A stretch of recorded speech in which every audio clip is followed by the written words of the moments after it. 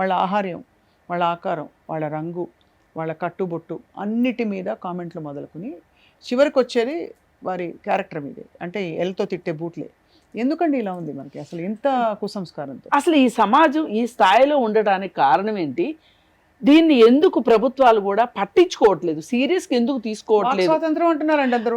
No అండి, This is వాక్ not స్వాతంత్రము వాక్ స్వాతంత్రం. వాక్ స్వాతంత్రము అనేది ఎంతవరకు అంటే రెండో వాళ్ళ స్వాతంత్రాన్ని హరించినంత వరకునే నీకు వాక్ స్వాతంత్రం నేను ఒక ఉంది. చిన్న మీకు ఎగ్జాంపుల్ ఇస్తాను. ఐఎమ్ అ ఫిల్మ్ పర్సన్, నేను సినిమా చేస్తాను, యూ డూ టీవీ, ఆవిడ సోషల్, ఒక్కసారి రమ్య ఇస్ హైకోర్ట్.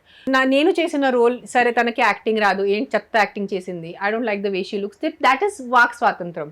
ఆవిడ చేస్తూ ఏదో ఒక తీసుకుంటున్నారు, ఆవిడ కేసు కాదు ఇది, ఆవిడ ఈ కేసుతో కరెక్ట్ డీల్ చేయలేదు, అది వాక్ స్వాతంత్రం.